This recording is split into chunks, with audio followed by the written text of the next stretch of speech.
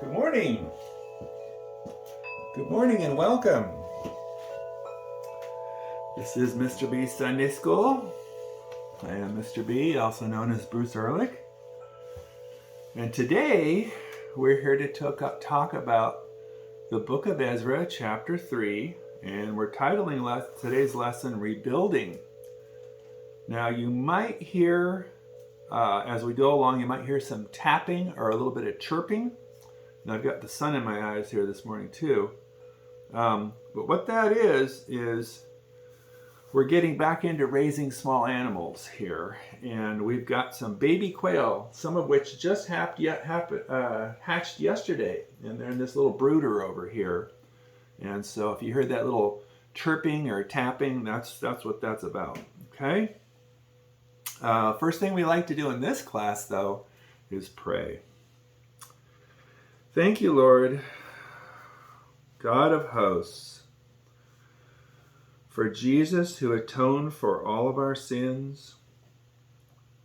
Thank you that we can confess our sins to you and turn from them. Bless now the reading of your word. Bless us with the inspiration of your Spirit to obey your word and to begin again the work that you have given us to do. In Jesus' name, amen. All right, so we got a quote for you today. Today's quote is from Charles Haddon Spurgeon, one of my favorites. He was nicknamed the Prince of the Preachers and also the People's Preacher. And our quote for today is, "Character is always lost when a high ideal is sacrificed on the altar of conformity and popularity." In today's lesson, we will not be looking at all the prophecies that came before or all the failings that came after, but only a very narrow slice of life, you might say, of a very few people like us, who were willing to hear the word of God, to see an opportunity, and to respond in obedience. As the priest Ezra records for the events for us, Zerubbabel was one of those people. We've got a reading, a little bit of a note actually. It's not really a reading, it's a note from Cheryl's New International Study Bible. God's people had been exiled in Babylon for many years. Many had settled into comfortable lifestyles there and wanted to stay. There were, however, almost 60,000 who had not forgotten Judah when Babylon was defeated. The Persian ruler Cyrus later allowed the Jews to return to Jerusalem and rebuild their temple. Zerubbabel led the first and largest group back to the Promised Land. Zerubbabel's leadership was by right and recognition. Not only was he a descendant of David, he also had personal leadership qualities. When the people arrived in Judah, they were given time to establish living quarters and then were called to begin the work. They were given time to they were given time to begin the work. They began not by laying the city walls or constructing government buildings, but by rebuilding the altar, worshiping God together, and celebrating a feast. Under Zerubbabel's leadership, they established a spiritual foundation for their building efforts. Okay.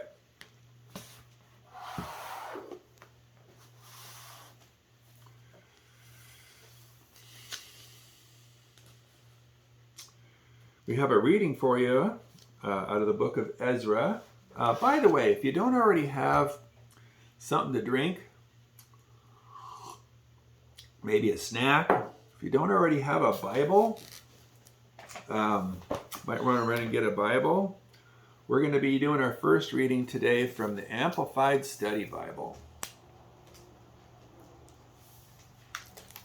Just read the first 3 verses. When the 7th month came and the sons of Israel were in the cities, the people gathered together as one man to Jerusalem. Then Jeshua, the son of Jozadak, and his brothers the priests, and Zerubbabel, the son of Shealtiel, and his brothers arose, and they built the altar of the God of Israel, to offer burnt offerings on it, as it is written in the law of Moses, the man of God. So they set up the altar on its old foundation, for they were terrified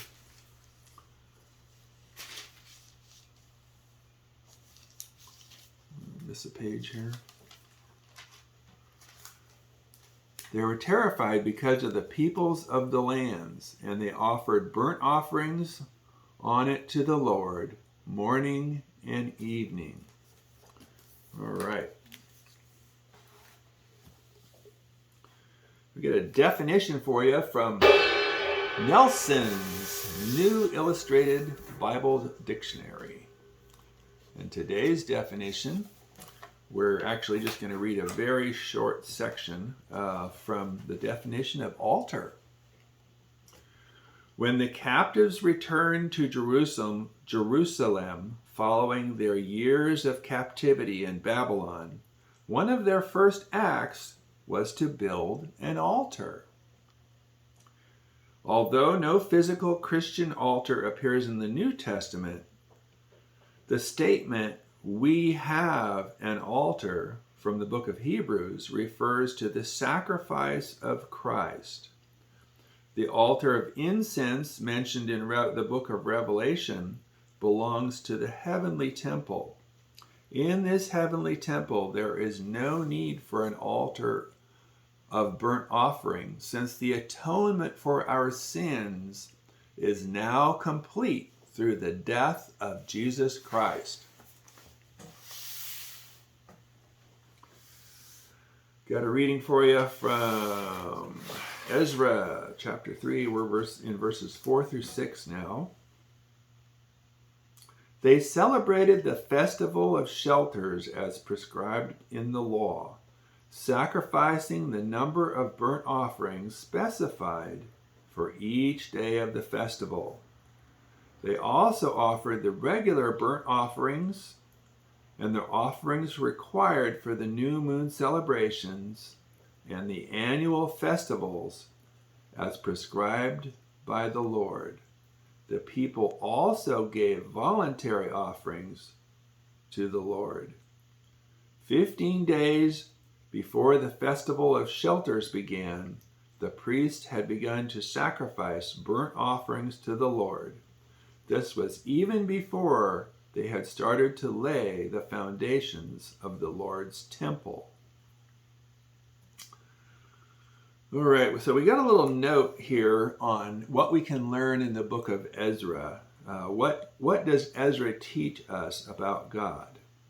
All parts of the Bible teach us about God. Ezra speaks of God as the Lord of the heavens and the earth, and yet a God who can be known and trusted by his people. This God keeps his promises and achieves his own ends, maintains absolute holiness, turns bad into good, takes a hand in people's lives, protects his people, and answers their prayers. Above all, is good And what Ezra teaches us about sin is that it needs to be treated seriously. It may take the form of subtle compromise. It demands honest confession without any attempt at self-justification. Its only cure is the mercy of God. It requires practical steps to get rid of it. Okay? All right.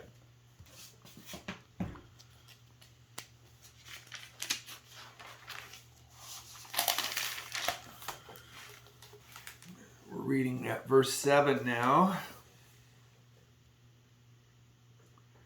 They gave money to the masons and to the carpenters, and gave food, drink, and olive oil to the people from Sidon and Tyre to bring cedar wood from Lebanon to the seaport of Joppa, in accordance with the authorization they had from Cyrus, king of Persia.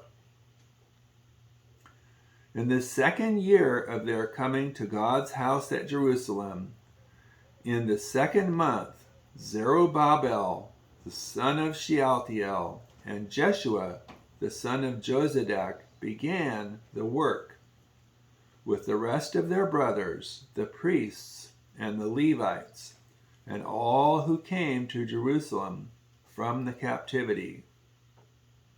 They appointed the Levites from 20 years old and upward to oversee the work of the house of the Lord. Then Jeshua with his sons and brothers stood united with Kadmiel and his sons, the sons of Judah and the sons of Henadad, with their sons and the brothers of the Levites, to oversee the workmen in the house of God.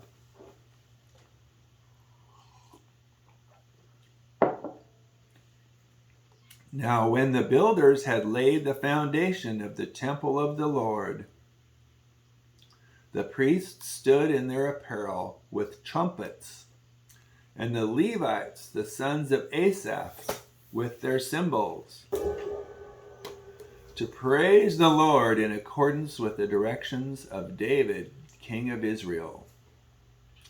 They sang responsively, praising and giving thanks to the Lord, saying, "For he is good, for his loving kindness, mercy toward Israel endures forever."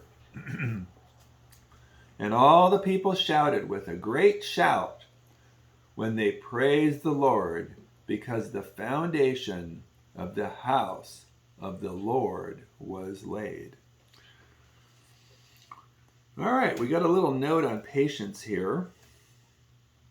In spite of Israel's history of sin, leading to the broken empire, captivity, exile, and the destruction of the temple and walls of Jerusalem, God still had not forgotten his people.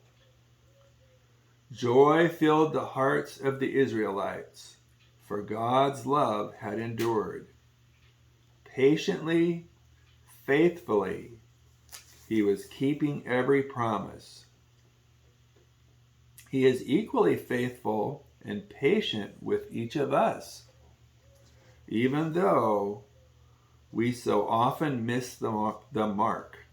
He does not give us up, but showers us with benefits and never ceases to show us his unchanging, persistent love.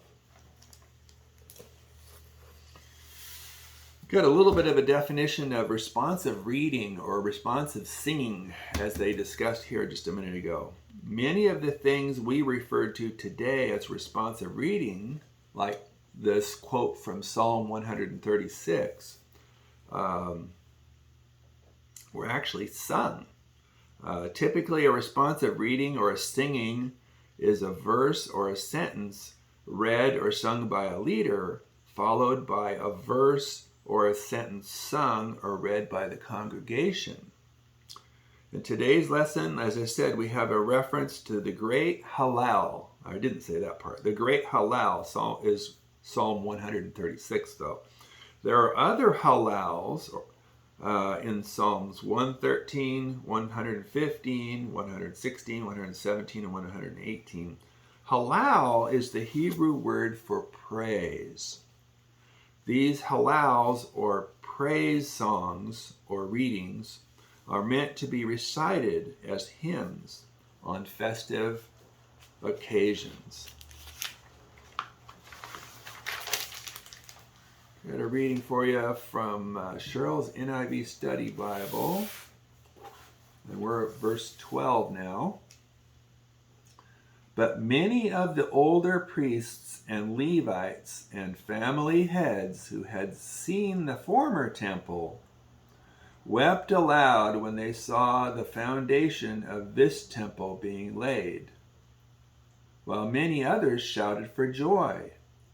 No one could distinguish the sound of the shouts of joy from the sound of weeping, because the people made so much noise, and the sound was heard far away.